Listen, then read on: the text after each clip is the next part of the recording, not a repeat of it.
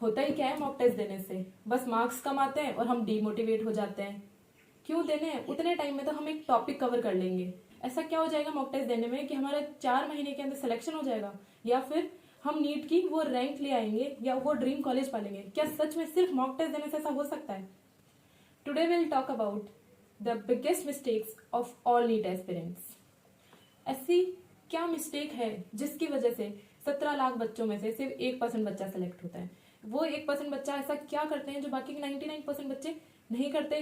तो इस वीडियो में हम 2 टॉपिक्स पे फोकस करेंगे। सबसे पहली चीज why and second how. Mock test देने क्यों है, क्या जरूरत है मॉक टेस्ट देने की, और what is the proper method.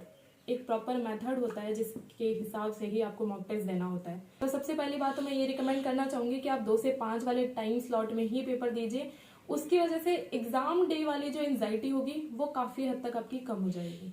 Next, जैसे ही हमने पेपर कंप्लीट किया उसके बाद में पहली बात तो हमने टाइमर लगा के पेपर देना है।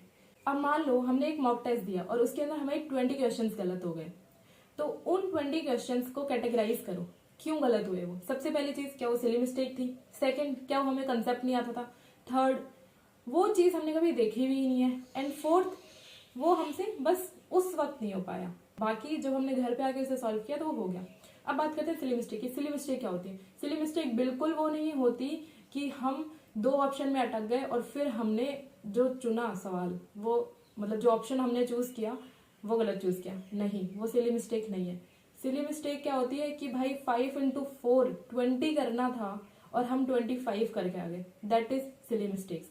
या फिर हमने पेपर के अंदर 2 टिक किया लेकिन हम OMR के अंदर 3 फिलअप करके आए, ये होती है सिली मिस्टेक्स। तो इनको कैसे अवॉइड करना है? सबसे पहली चीज, जब भी क्वेश्चन को रीड करो, पहली बात तो हर क्वेश्चन को 2 बार रीड करो यार। एक बार के लिए लगेगा कि उससे टाइम वेस्ट होता है, नहीं टाइम वेस्ट होता, बहुत फ्रूटफुल होगा, तुम्हारे सिली मिस्टेक्स एकदम मिनिमल हो जाएंगे, बहुत कम हो जाएंगे।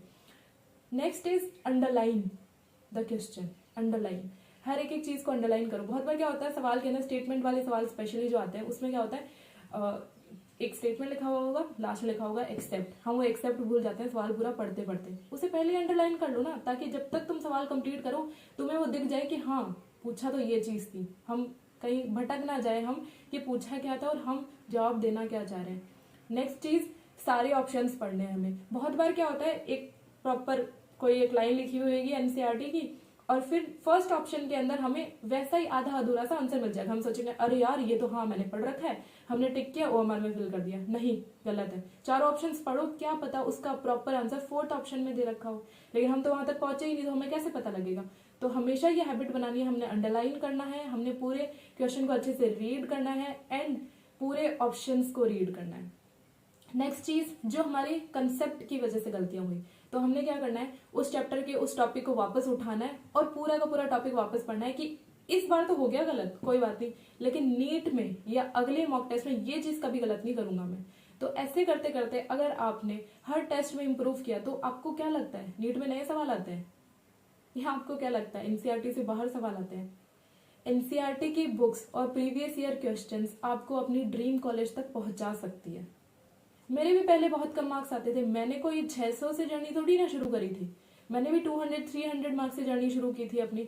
धीरे धीरे करते करते मैं एनालाइज करते गई कि कहाँ मेरे को गलती कर रखी है मैंने, कहाँ मेरे को इम्प्रूवमेंट की जगह है, कहाँ मैं इम्प्रूव कर सकती हूँ, वो सारी चीजें देखी, तभी ना मुझे पता लगा। और यही सारी चीजें करनी होती है। कोई भी अपनी जर्नी, कोई भी, अब सीधी सी बात है सब नया पढ़ रहे हैं ना, आप लोगों के लिए कोई नई चीज थोड़ी ना है। वो जो बच्चे सेलेक्ट होते हैं, जो रैंक लेके आते हैं, वो आसमान से उतर के थोड़ी ना आते हैं, उन्होंने भी मेहनत की हुई होती है, उनका एक तरीका होता है, एक स्ट्रेटेजी होती है, एक परफेक्ट स्ट्रेटेजी होती है हर एक एक रैंकर की, और सब ऐसे ही फॉलो करते हैं। यही स्ट्रेटेजी होती है उन लोगों की कि वो देखते हैं उनकी गलतियां कहाँ हो रही है, फिर उन गलतियों पे काम करते हैं। इस तरीके से आपका टाइम कम लगेगा, क्योंकि जो आपके स्ट्रॉन्ग टॉपिक्स हैं वो तो वैसे भी गलत नहीं हो रहे। आपको पता है, आपको ये पता लगेगा कि आपके स्ट्रॉन्ग टॉपिक्स कौन से और आपकी वीक टॉपिक्स कौन से, तो आप वीक पे ज्यादा फोकस करो ताकि आपकी वो जो वीक है वो स्ट्रॉन्ग वाली कैटेगरी में बढ़ते चले जाए। ये सही तरीका होता है। अब मैं आपको इंट्रोड्यूस कराना चाहती हूँ एक प्लेटफॉर्म से। प्लेटफॉर्म का नाम है मेमोनेट। ये एक ऐसा प्लेटफॉर्म है जहाँ पे आपको एक ही जगह पे बहुत ही ज्यादा एनसीईआरटी बेस्ड सवाल मिल जाएंगे, कंसेप्ट बेस्ड सवाल मिल जाएंगे, जिससे आप अपने कंसेप्ट को बिल्ड कर सकते हैं। आपकी जहाँ जहाँ गलतियाँ हो रही है वो सारी चीज़ें देख सकते हैं और उन कंसेप्ट पे काम कर सकते हैं। और बहुत ही ज़्यादा इसमें फ्लैश कार्ड्स और फॉर्मूला कार्ड्स भी अवेलेबल हैं। तो ये सारी चीज़ें आपके लिए बहुत ही ज़्यादा हेल्पफुल हो सकती है। और जैसे कि ये आज का टॉपिक मॉक टेस्ट पे ही है, तो मेमो नीट आपको बहुत ही ज़्यादा अच्छी टेस्ट सीरीज भी अवेलेबल कराता है। और इस टाइम में जहाँ अब जनवरी आ चुके हैं, 4 महीने ही बाकी हैं, तो आपको टेस्ट पे बहुत ज़्यादा फोकस करना है। आपको जितने ज़्यादा टेस्ट हो सकते हैं उतने ज़्यादा टेस्ट देने हैं। तो ये प्लेटफॉर्म आप सबके लिए बहुत ही ज़्यादा हेल्पफुल होगा, जहाँ बहुत सारे फ्लैश कार्ड्स, फॉर्मूला कार्ड्स, बहुत सारे एनसीईआरटी बेस्ड क्वेश्चंस जिन पे हमें एट द एंड फोकस करना है, और इतने सारे टेस्ट सीरीज अवेलेबल है। सो गाइज, ये है मेमो नीट ऐप। इसके अंदर आपको बायोलॉजी, केमिस्ट्री और फिजिक्स तीनों ही सब्जेक्ट्स की एनसीईआरटी बेस्ड क्वेश्चंस एक ही प्लेटफॉर्म पे मिल जाते हैं। तो ये बहुत ही अच्छी चीज़ है कि आपको बहुत ज़्यादा बुक्स के अंदर ढूंढने की ज़रूरत नहीं है। आपको एनसीईआरटी बेस्ड जो आजकल पूछे जाते सवाल हैं वो डायरेक्ट एक ही जगह पे मिल रहे हैं, और यहाँ पे अलग से आपको टेस्ट सीरीज़ भी मिल जाती है। तो जैसे कि आज का हमारा जो टॉपिक है वीडियो का, वो है टेस्ट सीरीज़ का। तो इसके अंदर आप देख सकते हैं कि फुल लेंथ के टेस्ट सीरीज़ भी अवेलेबल है और सब्जेक्ट वाइज भी अवेलेबल है। तो जैसे कि अभी जनवरी चल रहा है, तो आप हो सकता है कि आपकी बायोलॉजी पूरी कंप्लीट हो गई है, तो आप अलग से पूरे बायोलॉजी का टेस्ट दे सकते हैं। आपकी केमिस्ट्री मोर देन 80% कंप्लीट हो गई है, तो आप केमिस्ट्री दे सकते हैं। जैसे जैसे आपकी फिजिक्स कंप्लीट हो जाती है, आप फिजिक्स का अलग से देख सकते हैं। और जैसे ही आपका फुल सिलेबस कंप्लीट हो जाए, आप फुल लेंथ के टेस्ट सीरीज़ को भी यूज़ करके देख सकते हैं। तो ये टेस्ट सीरीज़ वाला ऑप्शन इसके अंदर काफ़ी ही ज़्यादा हेल्पफुल लगा मुझे। उसके साथ ही हम क्वेश्चन बैंक को भी एक बार के लिए देख लेते हैं। तो ये हम बायोलॉजी भी गए, इसके अंदर बहुत ही ज़्यादा ऑप्शन हमारे पास अवेलेबल है। जैसे हम सर्कुलेशन पे चलते हैं, तो अब अपने पास क्वेश्चन आ चुका है, व्हाट इज़ सीरम। तो अब इसको अपन आंसर करके देखेंगे और हम चेक करेंगे। अब ये सही है, अब सही के साथ में सही क्यों है उसका एक्सप्लेनेशन, और सबसे अच्छी चीज़ इसकी क्या है कि नीचे रेफरेंस लिखा हुआ है कि बायोलॉजी के इस वाली क्लास का, इस पेज नंबर का, इस पैराग्राफ का ये आंसर है। तो अगर ये हमारा सवाल गलत भी हो जाता है तो भी हमें ज़्यादा टेंशन लेने की ज़रूरत नहीं है, क्योंकि हम उस पेज नंबर पे जाके फटाफट विदाउट कोई टाइम वेस्ट करें हम जाके देख सकते हैं। इसी के साथ साथ यहाँ पे बुकमार्क का भी ऑप्शन अवेलेबल है कि कोई क्वेश्चन है वो हमें बाद में देखना हो तो हम बुकमार्क कर सकते हैं, जो काफ़ी हेल्पफुल है। इसी के साथ में नीचे एक ऑप्शन आ रहा है कि हम ये चेक कर सकते हैं कि हमने आज के दिन में कितनी देर ये यूज़ किया, जिससे हम हमारा टाइम और इफ़ेक्टिवली यूज़ कर सकते हैं। तो ओवरऑल ये जो ऐप है ये मुझे काफ़ी ही अच्छा लगा है। मैं आपको हाईली रिकमेंड करना चाहूँगी ये ऐप। इसके अंदर आपको एक ही प्लेटफॉर्म पे इतने सारे ऑप्शंस अवेलेबल हैं। You can use my code neuron 300 to avail ₹300 discount. और नेक्स्ट क्या था कि भाई हम आके हमने सवाल किया, वो तो सही हो गया, लेकिन पेपर के वक्त हमसे नहीं हो पाया था। क्या रीज़न हो सकता है इसका? वही एंजाइटी। तो आप इतने मॉक टेस्ट दे लो कि आपकी एंजाइटी खत्म हो जाए। कैसे दोगे? अभी जनवरी स्टार्ट हो चुकी है, तो आप अभी क्या कर सकते हो, हफ्ते का एक मॉक टेस्ट दे लो, बहुत है। फेब में, मार्च में 2 मॉक टेस्ट दो वीकली, ठीक है। फिर उसके बाद में अप्रैल में तो हमने करना है क्या, अप्रैल में तो हमने रिवीजन करना और मॉक टेस्ट देने। बस हमने कम से कम 40-50 मॉक टेस्ट देने हैं, जिससे हमें नीट वाले दिन लगे ही नहीं कि हम कोई पेपर देने आए, हमें ये लगे कि हम कोई मॉक टेस्ट ही देने आए। बहुत ज़्यादा एंजाइटी कम हो जाएगी सिर्फ 2 से 5 पेपर देने पे, टाइमर लगा के देने में, और ज़्यादा से ज़्यादा मॉक टेस्ट सॉल्व करने पे। आपका कॉन्फिडेंस लेवल इतना ज़्यादा बढ़ जाएगा कि आपको पता भी नहीं लगेगा। और जब भी हमने मॉक टेस्ट देने बैठना है ना, हमने बस एक चीज़ सोचनी है कि हाँ भाई, मैंने इस टेस्ट के लिए पूरी मेहनत की है, जितनी मैं पढ़ाई कर सकता था मैंने कर ली, ठीक है। अब जो मेरे को सवाल नहीं आएगा ना, वो किसी को नहीं आएगा। इस पूरे हॉल में या फिर बाहर भी जो भी बैठे हैं, वो सवाल किसी को भी नहीं आ रहा। तो हमने टेंशन ही नहीं लेनी कि ये सवाल मेरे को नहीं आ रहा, यार ये सवाल किसी को नहीं आ रहा, ये सबसे वो हार्ड वाला सवाल है जो किसी को नहीं आता। तो उसकी टेंशन हमने नहीं लेनी है, उस एक सवाल के पीछे हमने नहीं भागना है, हमने पूरे पेपर पे फोकस करना है। अब बात करते हैं ओएमआर शीट की, कि हमने ओएमआर कैसे भरनी है। मैं आपको यही सजेस्ट करूंगी कि आप क्वेश्चन बाय क्वेश्चन ओएमआर ना फिल करें। उसमें क्या होगा कि बहुत बार क्या होता है ना, हम जैसे सवाल किया ओएमआर भर दी, सवाल किया ओएमआर, फिर हमें स्ट्राइक होता है कि यार उसका आंसर तो कुछ और था।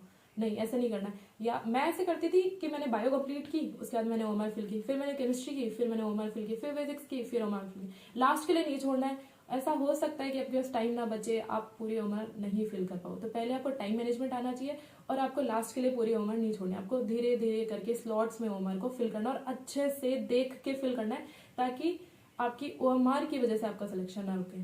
और इसके लिए मैं आपको ये बोलूंगी, जब आप घर पे बैठ के मॉक टेस्ट दे रहे हो ना, तो ओएमआर की फोटोकॉपी करा लो और ओएमआर फिल करते करते मॉक टेस्ट दिया करो।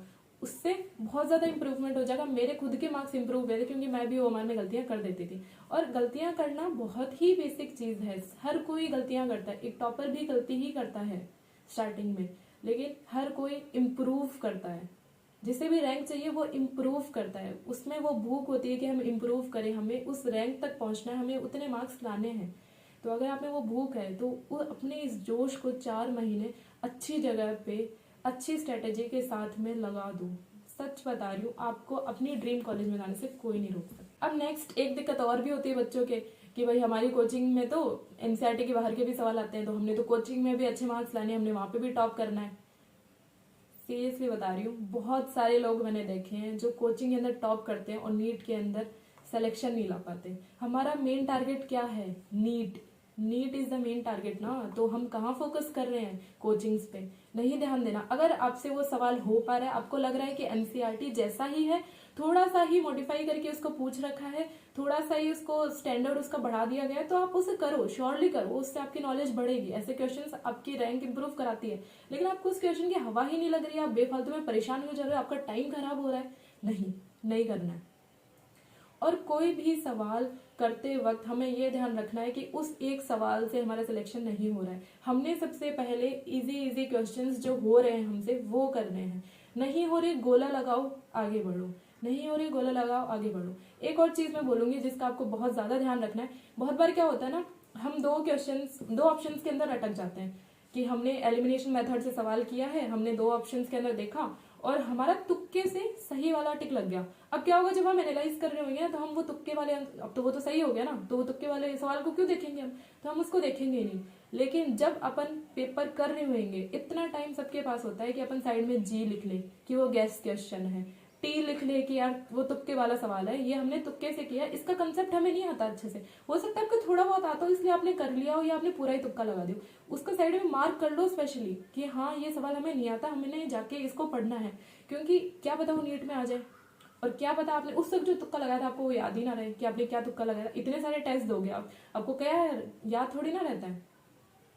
तो मैं यही कहना चाहूंगी कि अपने गलत सवाल पे फोकस करना है, अपने जो सवाल नहीं आते उन पे तो फोकस करना ही है। जो सवाल आपने तुक्के से सही किए हैं उन पे भी आपको ध्यान देना है। जिन सवाल पे आपको ज्यादा टाइम लगा है सोचने में कि यार मेरे को इतना टाइम क्यों लगा, इतना टाइम नहीं लगना चाहिए एक सवाल में। अगर आपको एक सवाल में 1 मिनट से 1.5 मिनट से ज्यादा टाइम लग रहा है, मतलब कि वो कंसेप्ट आपका वीक है, तो आपको उस पर और काम करना चाहिए। तो उनको भी अलग से टिक करो ना, उन पे भी काम करो, तभी जाके एक अच्छी रैंक आ पाएगी, तभी जाके आपको अपनी ड्रीम कॉलेज मिल पाएगी। How to improve marks in mocks, how, don't you no?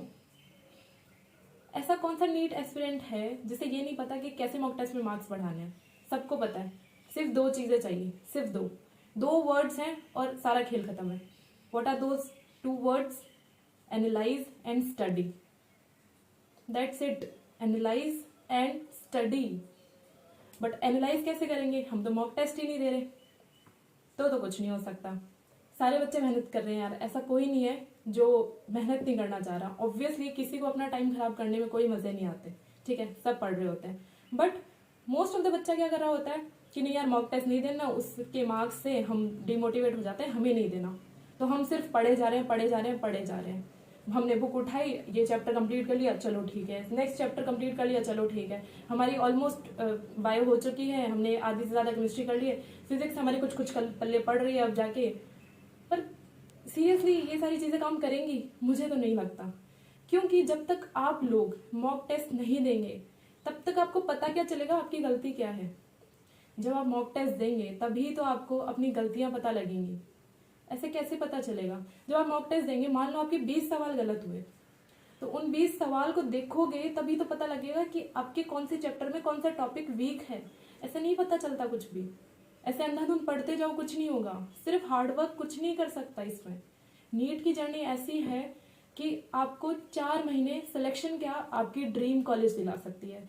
आपकी वो जो रैंक जो आपने अपने दिमाग में सोच रखी है ना, नहीं सोच रखी तो अब सोचो, अभी ये वीडियो को पॉज करो और एक रैंक सोच लो, एक ड्रीम कॉलेज सोच लो कि हमें वहां जाना है, और ये 4 महीने अच्छे से लगा दो। अगर ये 4 महीने आपने अच्छे से मेहनत कर ली तो आपको अपनी ड्रीम कॉलेज से उस रैंक तक जाने से कोई नहीं रोक सकता। तो यार इसी के साथ ये वीडियो यहीं खत्म करते हैं।